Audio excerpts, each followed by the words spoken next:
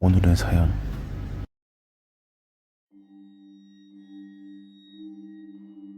근처 대학교 유소년 축구클럽에서 뛸 적의 이야기.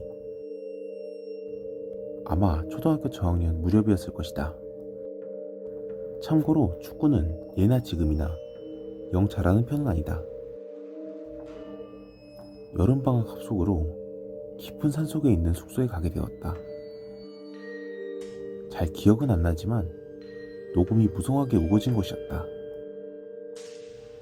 대학교에서 관리하는 시설인지 의외로 잘 관리된 멀쩡한 시설이었다. 나는 아버지와 함께 갔었다. 자연잔디 그라운드에서 하는 연습은 꽤 즐거웠다.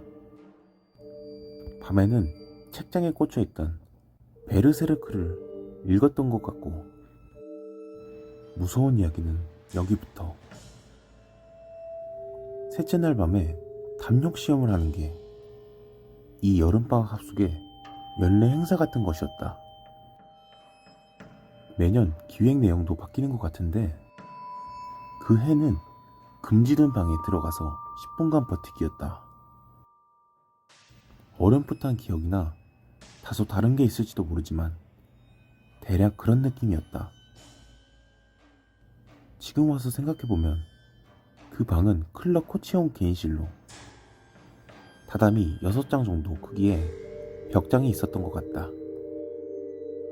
낮에는 코치들이 쉬는 공간으로 쓰는 방이었다. 아무튼 밤이 되어 동료들이랑 같이 방에 들어갔다.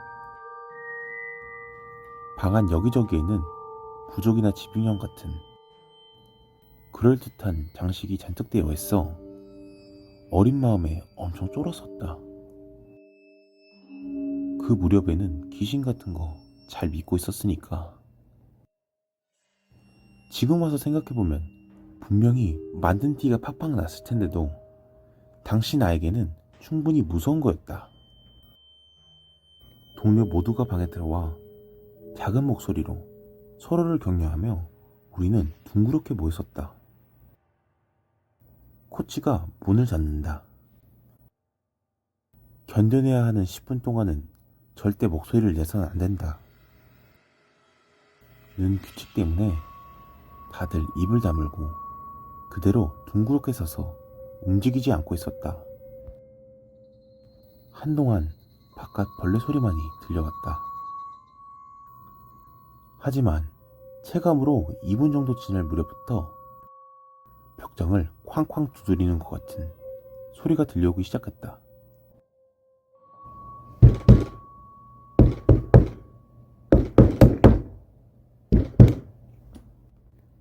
불규칙한 리듬이었다. 벽장 안에 누군가 들어가 있구나 싶었다. 머리로는 이해를 하고 있어도 역시 겁이 나서 온몸이 벌벌 떨렸다. 한편 주변 친구들은 아직 여유가 있어 보였다. 지금 와서 냉정하게 생각해보면 방에 숨어있던 놀래키는 역할 사람도 꽤 무서웠을 것이다. 캄캄한 벽장 속에서 혼자서 한참을 기다렸을 테니까.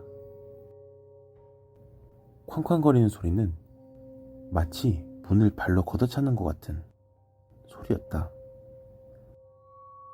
그대로 움직이지 않고 버티자 점차 소리가 들리는 방향이 늘어갔다. 맞은편 벽, 창가, 유고 사방에서.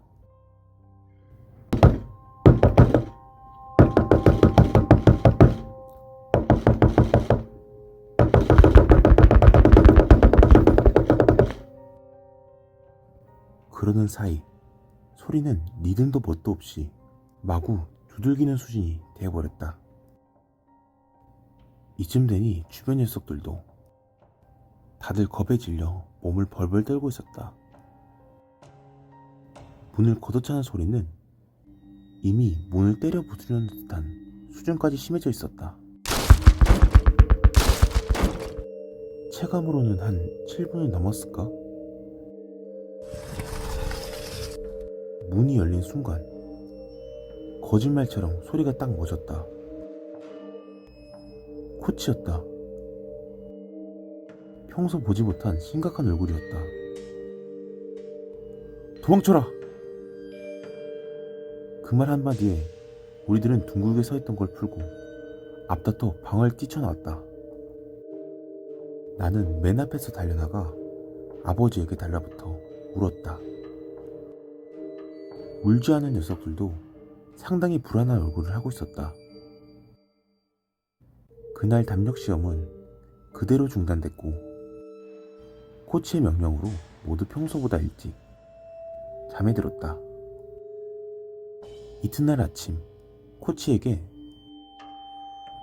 벽장에는 누가 들어가 있었어요? 하고 물었지만 아무도 없었어. 라는 대답만 돌아왔다. 어제는 위험했다. 다들 무사해서 다행이야.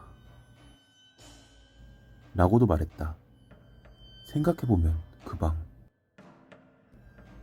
예를 들어 101호라고 한다면 그 101호는 건물 맨 끝에 있는 방이었다. 벽장에 있는 건 102호와 맞닿아 있는 쪽 벽. 반대편 벽은 충분히 두텁기에 그렇게 격한 소리를 내며 두드리는 건 아무리 생각해도 무리다. 창문 쪽은 그저 담력 시험 하나만을 위해 불빛 하나 없는 산속에 사람을 보내놓을까? 생각하면 오히려 더 무서워진다. 첫 합숙이 트라우마가 된 탓에 그 이후에는 여름 합숙에는 참여하지 않았다. 당시 코치들도 다 떠났고 축구클럽 간둔지도 한참이라 이제 와서 확인할 방법은 없다. 진이는 알 수 없지만 당시 나에게는 죽도록 무서운 체험이었다.